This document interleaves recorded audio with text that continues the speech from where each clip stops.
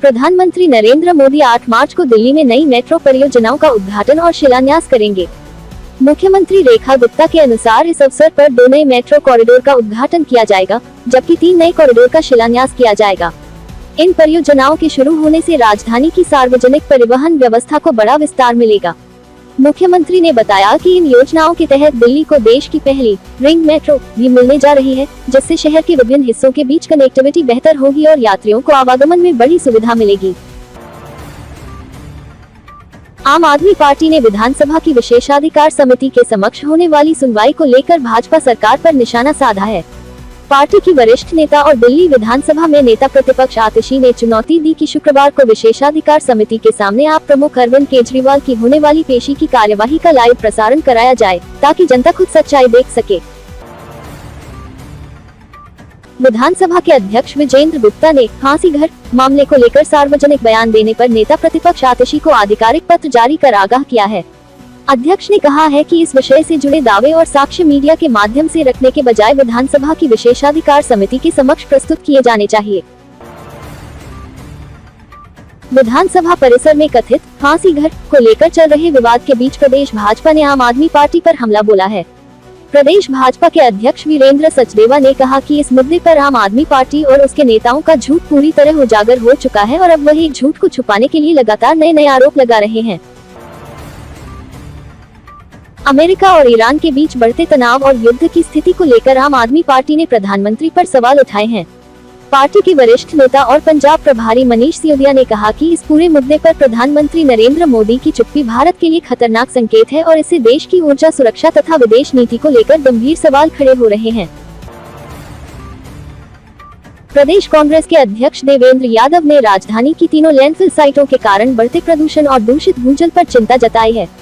उन्होंने कहा कि भलस्वा, गाजीपुर और ओखला लैंडफिल साइट पर रोजाना हजारों मीट्रिक टन कचरा डाले जाने से दिल्ली की हवा जहरीली और भूमिगत जल अत्यंत दूषित हो गया है। आम आदमी पार्टी ने बिहार की राजनीति को लेकर भाजपा पर क्षेत्रीय दलों को खत्म करने की साजिश का आरोप लगाया है। पार्टी के प्रदेश अध्यक्ष सौरभ भारद्वाज ने कहा कि भाजपा पहले किसी राज्य में क्षेत्रीय दलों के सहारे प्रवेश करती है और बाद में उसी दल को कमजोर कर देती है। बिहार के मुख्यमंत्री नीतीश कुमार का राज्यसभा में जाना इसी रणनीति का हिस्सा है और यह जनता दल यूनाइटेड (जेडीयू) के कमजोर होने की शुरुआत है। मुख्यमंत्री रेखा गुप्ता ने बृहस्पतिवार को कश्मीरी गेट स्थित आउटर रिंग रोड के पास लद्दाख बुद्ध विहार क्षेत्र में करीब 3 करोड़ रुपए की लागत से बनने वाले फुट ओवर ब्रिज (FOB) का शिलान्यास किया। इस परियोजना के पूरा होने से लद्दाख बुद्ध विहार और मोनेस्ट्री मार्केट आने जाने वाले लोगों को व्यस्त सड़क पार करने के लिए सुरक्षित सुविधा मिल सकेगी।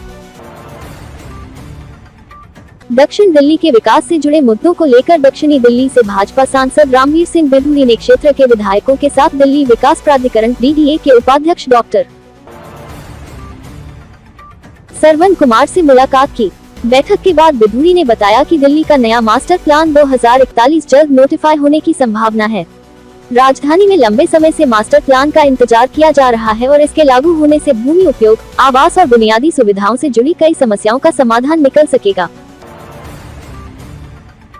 ओल्ड राजेंद्र नगर इलाके में 1.25 साल पहले मानसून के दौरान कोचिंग सेंटर के बेसमेंट में पानी भरने से 3 विद्यार्थियों की दर्दनाक मौत जैसी घटना दोबारा होने से रोकने के लिए एमसीडी सक्रिय हो गई है।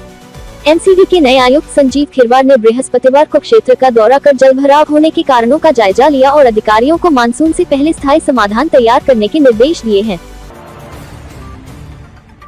बदलते मौसम के साथ दिल्ली में वायरल बुखार और फ्लू का संक्रमण बढ़ रहा है। खास तौर पर इन्फ्लुएंजा ए का संक्रमण अधिक हो रहा है। डिजी लॉकर में रखे माइग्रेशन सर्टिफिकेट होंगे मान्य। सीबीएसई इस बार यूजीसी और यूनिवर्सिटी से बात कर छात्रों की सुविधा के लिए इसे कराएगा मान्य। कई यूनिवर्सिटी डिजी लॉकर के सर्टिफिकेट को नहीं मानती हैं। दिल्ली सिख गुरुद्वारा प्रबंधक कमेटी ने होला मोहल्ला का पवित्र पर्व श्रद्धा और उत्साह के साथ मनाया। इस अवसर पर मुख्य कार्यक्रम गुरुद्वारा दमदमा साहिब में आयोजित किया गया, जहां गुरमत दीवान सजाए गए और बड़ी संख्या में संगत ने हाजिरी लगाई। साहिब कमाल गुरु गोबिंद सिंह ने खालसा पंथ को गतका खेलकर होला मोहल्ला मनाने का आदेश दिया था।